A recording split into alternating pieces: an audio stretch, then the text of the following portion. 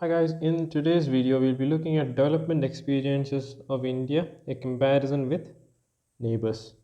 Okay, so mainly we are looking into what the comparative study of development based on China and Pakistan. Okay, so after studying this chapter, we'll be able to figure out the comparative trends in various economic and human development indicators of India and its neighbors, China and Pakistan. So, assess the strategies that these countries have adopted to reach their present state of development. Okay, so we have seen in the preceding units, we have studied the developmental experience of India in detail.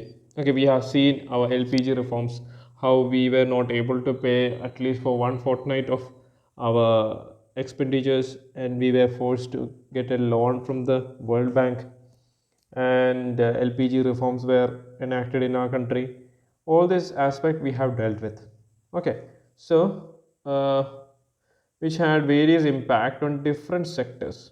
For over the last 2 decades or so, the economic transformation that is taking place in different countries across the world, partly because of the process of globalization, has both short as well as long term implications for each country, including India. Nations have primarily trying to adopt various means which will strengthen their own domestic economies. To this effect, they are forming regional and global economic groupings. We have SARC, we have European Union, Asian, G8, G7, G20, BRICS. All these kind of groupings are there to support the economic needs of different countries. Okay. In addition, there are also increasing eagerness on the parts of various nations to try and understand the developmental processes pursued by their neighboring nations. This is what we are going to do in this chapter. Okay, so in this chapter, you will compare the developmental strategies pursued by India and the largest two of its neighboring economies, Pakistan and China. It has been remembered that despite being endowed with vast natural resources, there is little similarity between the political power setup of India, the largest democracy in the world, which is wedded to a secular and deeply liberal constitution for more than a half century, and the militaristic political power structure of Pakistan, or the command economy of China that has only recently started moving towards a democratic system and more liberal economic restructuring, respectively. So, we'll be looking at both countries in a snapshot view. Do you know that India, Pakistan, and China have similarities in their development strategies? All three nations have started towards their development path at the same time. While that is why we are discussing it. While India and Pakistan became independent nations in 1947, People's Republic of China was established in 1949. In a speech at that time, Jawaharlal Nehru had said these new and revolutionary changes in China and India, even though they differ in content, symbolize the new spirit of Asia and new vitality which is finding expression in the countries in Asia. Okay, all three countries have started planning their development strategies in similar ways. We had the 5 year plans. India announced the first 5 year plans in 1951 to 56. Pakistan's first 5 year plan, called the Medium Term Development Plan, was in 1956. China announced the first 5 year plan in 1953. Since 2018, Pakistan is working on the basis of the 12th 5 year plan, development plan, whereas China is working towards the 14th 5 year plan. But until March of 2017, India had been following the 5 year plan based development model. India and Pakistan adopted similar strategies, such as creating a large public sector, raising public expenditure on social development. Till the 1980s, all the three countries had similar growth rates till the 1980s and per capita incomes. So, where do they stand today in comparison to one another? Okay, so we will be comparing what? First, China.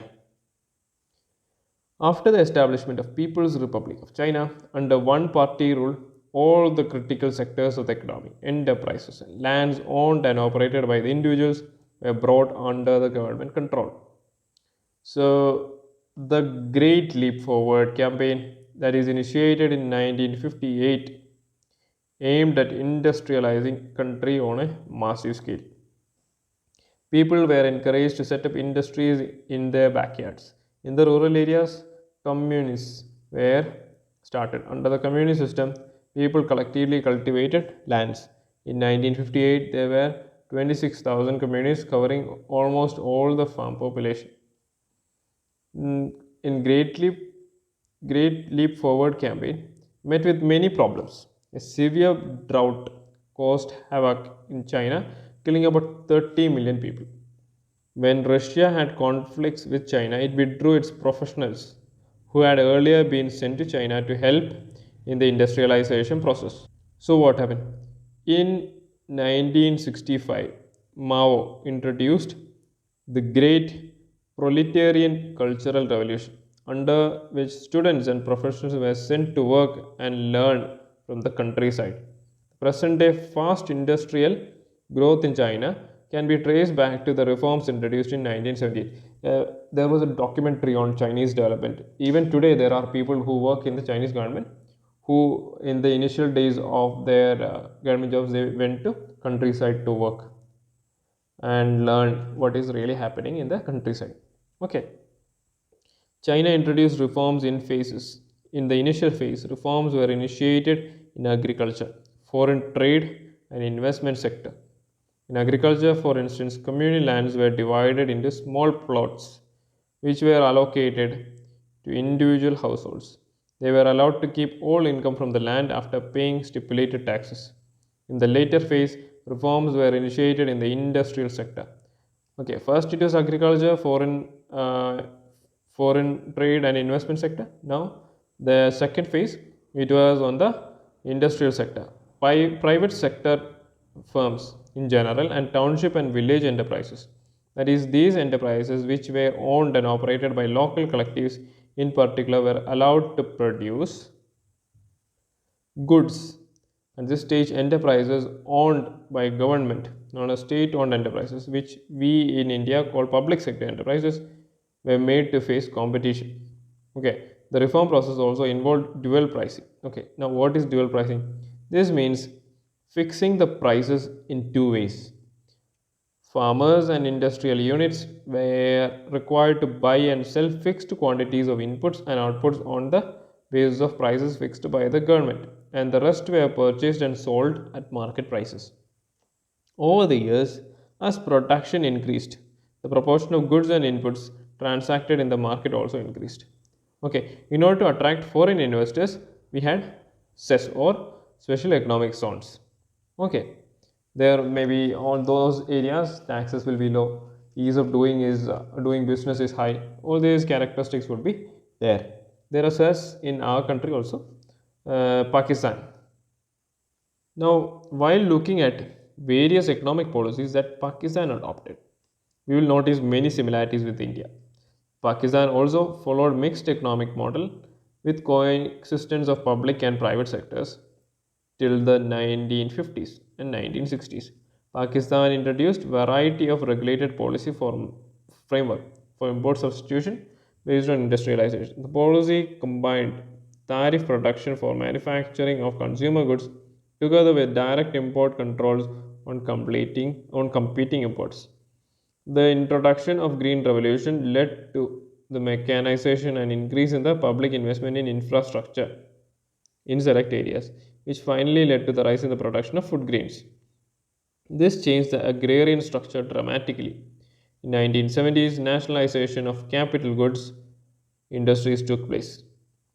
Pakistan then shifted its policy orientation in the late 1970s and 1980s when the major thrust areas were denationalization and encouragement of private sector.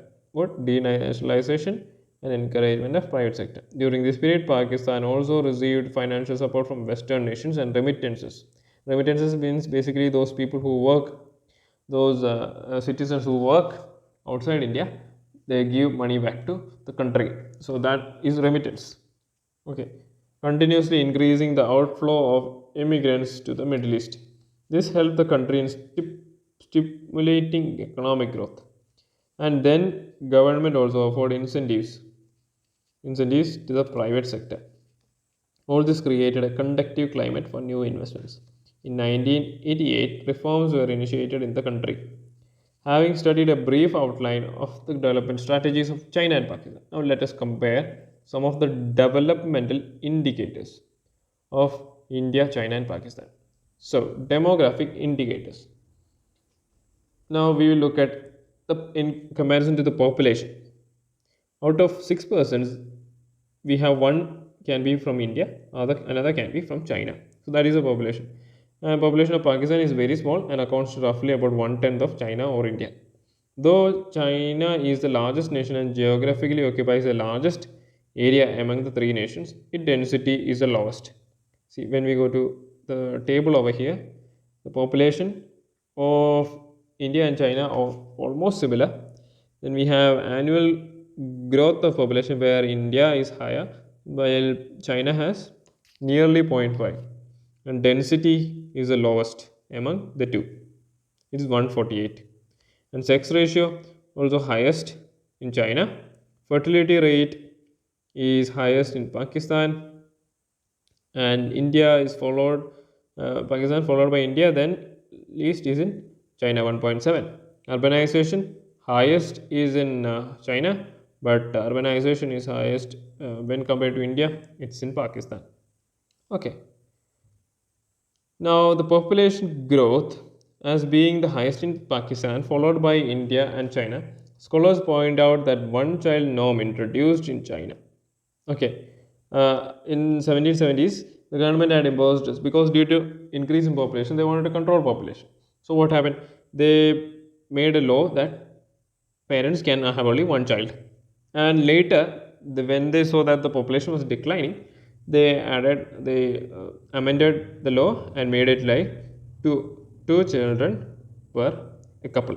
Okay, fertility rate is also low in China and very high in Pakistan. Urbanization is high in China, with India having 64% of its people living in urban areas. Now,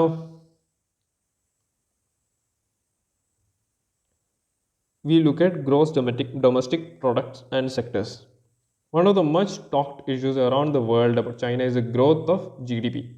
Okay, China has the second largest GDP. That is how much? 22.5 trillion in the world. First is US, whereas India's GDP is 9.03 trillion and Pakistan is 0.94 trillion. So we can say roughly 11% of India's GDP is that of Pakistan. And India's GDP is about 41% of that of how much? China's GDP. When many developed countries were finding it difficult to maintain growth rate of even 5%, China was able to maintain near double digit growth during 1980s, as can be seen on the table 10.2. We look into it. Okay, Pakistan was ahead of India in 1980s. Okay, China was having double digit growth and India was at the bottom. In 2015 to 2017, there have been decline in Pakistan's growth rate also. So this is table 10.2. We can see in 1980s to 1990, India's growth rate is 5.7%. China is at that time 10%, double of us. And we can see Pakistan having much more growth rate than India. And in 2015 and 2017, China's growth rate has reduced while India's has increased. And Pakistan at the same time is the lowest among the three. Okay. And China's growth rate, whereas India met with moderate increase in growth rates. Some scholars hold the reform processes introduced in Pakistan politically instability over a long period as reasons behind the declining growth rate in Pakistan. Okay, and when we look at Pakistan have more proportion of urban population than India. In China, due to topographic and climatic conditions, the area suitable for cultivation is relatively small. Only about 10% of its total land area can be cultivated. The total cultivated area of China accounts to about 40% the cultivatable area in India. until the 1980s, more than 80% of the people in China were dependent on farming as their sole source of livelihood. Since then, the government encouraged people to leave their fields and pursue other activities such as handicrafts, commerce, and transport. In 2018, in 19, 26% of the workforce engaged in agriculture. Its contribution to the gross value in China is 7%. Okay, in both India and Pakistan, the contribution of agriculture were 16 and 24%, respectively. But in the case of our country, there is a large portion of the population which is engaged in the agriculture, while in the case of how much in the case of China, only 26% of the workforce is in agriculture. Okay, in Pakistan, more than 41% of people work in agriculture, whereas in India it is 43%.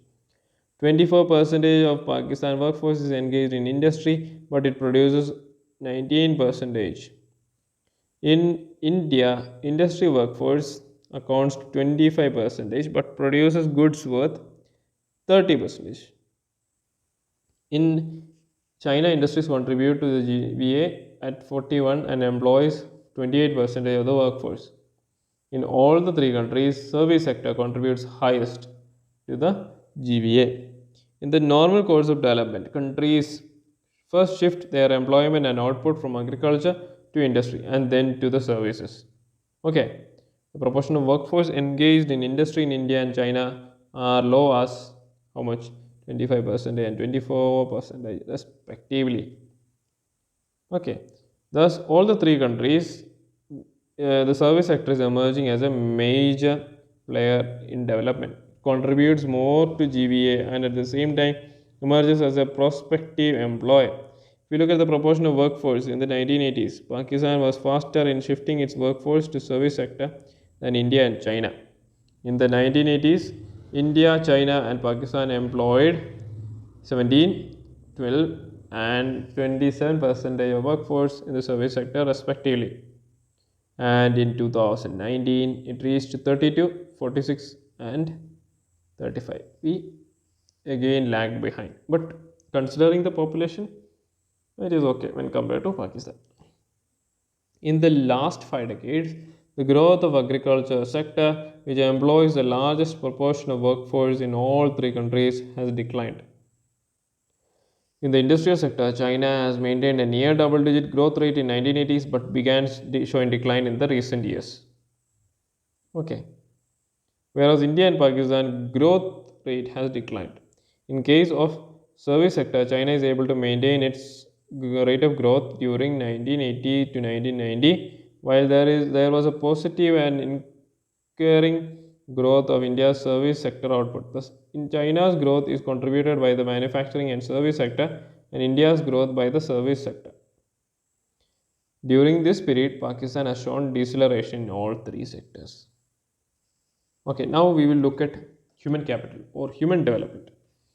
Okay, and over here, human development index value, it's lowest for Pakistan, highest for China, and medium for India. Rank, we have China in the 87th position, and India is 130, and Pakistan is 154. So life expectancy in India it's 69, we can say 70. In China we have 76.9, while in Pakistan it is 67.3. Mean years of schooling, percentage 15 and above, that is 6.5 and 8.1 in China and 5.2 in Pakistan. So gross national income per capita, that is 6,681, while in China it is 16,057 rupees, 57. And rest all we can read through it. In most cases we can find Chinese growth and shows us China is moving ahead.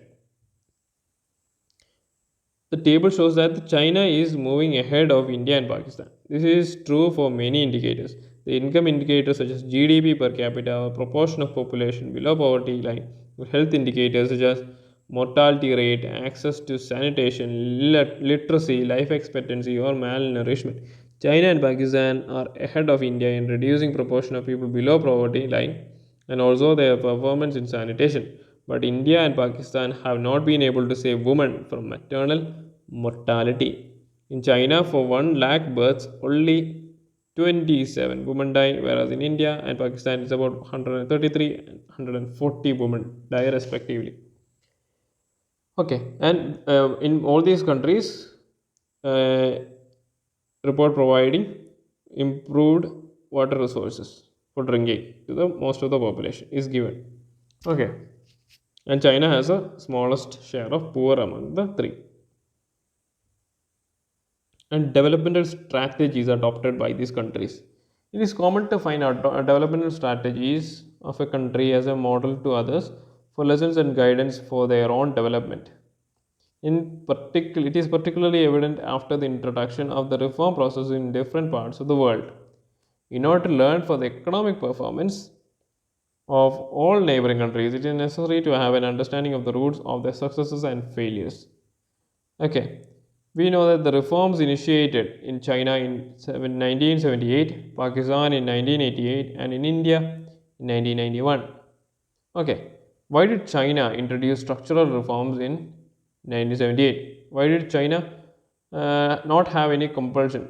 China did not have any compulsion to introduce. Like in the case of India, it was recommended by World Bank and Monetary Fund. Okay, and in the case of Pakistan, also similar thing happened. The new leadership at that time in China was not happy with the slow pace of growth and lack of modernization in the Chinese economy under the Maoist rule. They felt that the Maoist vision of economic development based on decentralization, self sufficiency, and shunning of foreign technology, goods, and capital had failed. Despite extensive land reforms, collectivization, and Great Leap Forward and other initiatives, the per capita gain output of in 1978 was the same as that of in the mid 1950s. It was found by the establishment of infrastructure in the areas of education and health, land reforms, long existence of decentralized planning, and existing of small enterprises had helped positively in improving the social and income indicators in the post-reform period.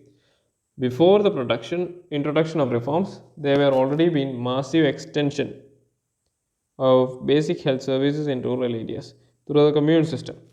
Experts also point out that each reform measure was first implemented at a smaller level and then extended on a massive scale. The experimentation under decentralized government enabled an access to economic, social, and political costs of success and failure, which generally means whenever a new reform came into being, it was first introduced at the lower levels. And if the government was able to calculate the total loss or total gain, and if they found that the gain is higher, the same system would be replicated to a higher level. That kind of process was followed in China. And handing over plots of land to the individuals for cultivation, it brought prosperity to a vast number of poor people. It created conditions for the subsequent phenomenal growth in rural industries and built up a strong support base for more reforms. Scholars quote many such examples on how reform measures lead to rapid growth in China. Okay, now about Pakistan. The reform processes led to worsening of all indicators. We have seen in the earlier section that compared to 1980s, the growth rate of GDP and sectoral constituents have not yet improved. Though the data on international poverty line Pakistan is quite healthy, scholars using the official data of Pakistan indicate rising poverty there. The proportion of poor in 1960s was more than 40%, which declined to 25% in 1980s and started to rise again in the recent decades. The reasons for the slowdown of growth and re-emergence of poverty in Pakistan economy, as scholars put it, our agriculture growth and food supply situation were based not on institutionalized process of technological change but on a good harvest. Whenever there was a good harvest in the country, the people were rich. Whenever the harvest was down, so there was no reserve food, there was no storage facilities. That is institutionalized process or technical change. That is meant by what? All these aspects were lacking in Pakistan. So whenever the harvest was bad, it directly affected the people, the life of people. Okay.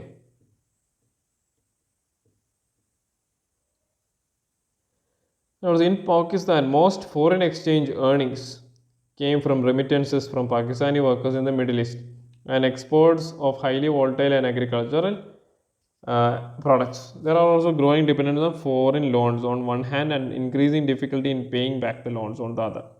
See, in this, whenever we looked into our economy, the reason why we introduced the LPG scheme was that we were lacking behind in foreign reserves. So, foreign reserves, the source of income for foreign reserves in Pakistan are from remittances. That is, the people who are working abroad, and from the volatile agricultural exports. However, during the last few years, Pakistan has recovered its economic growth and has been sustaining. In 2017-2018 annual plan of 2019 to 2020 reports that GDP registered a growth of 5.5%, highest when compared to the previous decade. While agriculture recorded growth rate far more satisfactory level, industrial and service sectors grew 4.9 and 6.2% respectively. Okay, many macroeconomic indicators also began to show stable and positive trends. Now we come to the conclusion. So, what are we learning from the development experiences of our neighbors? India, China, and Pakistan have traveled 7 decades in the developmental path with varied results. Till 1970s, all of them were maintaining the same level of low development. The last 3 decades have taken these countries to different levels. India, with democratic institutions, performed moderately, but a majority of its people still depend on agriculture. India has taken many initiatives to develop infrastructure and improve the standard of living. Scholars are of the opinion that political instability, over dependence on remittances, and foreign trade, along with volatile performance of the agricultural sector, are the reasons for the slowdown of Pakistan economy. Yet, last 5 years, many macroeconomic indicators began showing positive and moderate growth rates, reflecting in the economic recovery. In China, the lack of political freedom and its implications for human rights are major concerns. Yet, in the last 4 decades, it used the market system without losing political commitment and succeeded in raising the level of growth along with elevation of poverty. You will also notice that unlike India and Pakistan, which are attempting to privatize their public sector enterprises, China has used the market mechanism to create additional social and economic opportunities by retaining collective ownership of land and allowing individuals to cultivate lands. China has ensured social security in rural areas, public intervention in providing social infrastructure even prior to reforms has brought about positive results in human development indicators in China.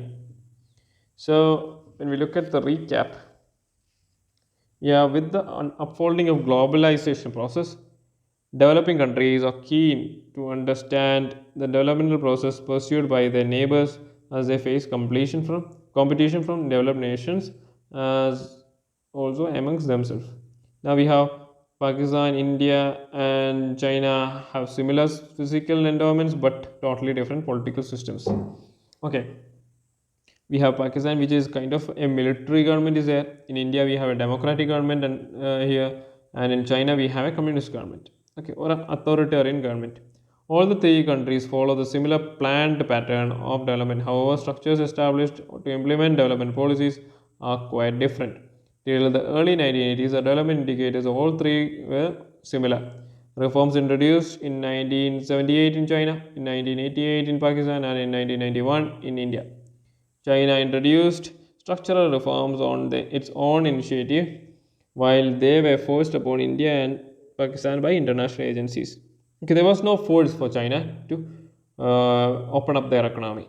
Okay, the impact of policy measures were different in these countries. For instance, one child norm has arrested the population growth in China, whereas India and Pakistan, a major change is yet to take place. Even after 70 years of planned development, majority of the workforce of all the countries depends on agriculture. Dependency is greater in India. Though China has followed the classical development pattern of gradual shift from agriculture to manufacturing, then to services, India and Pakistan shift directly from agriculture to service sector. China's industrial sector has maintained a high growth rate while it is not so in both India and Pakistan. This led to rapid increase of the GDP per capita in China than in India and Pakistan. China is ahead of India and Pakistan on many human development indicators. However, these improvements were attributed not to the reform processes but the strategies that China adopted in the pre reform period. While assessing the developmental indicators, one also has to consider the liberty indicators, that is, human capital, literacy, all these aspects are also necessary to be assessed. So, I hope today's class or lecture was productive for you guys. This is also part of my revision series. And until next time we meet again, God bless you all. Jai Hind.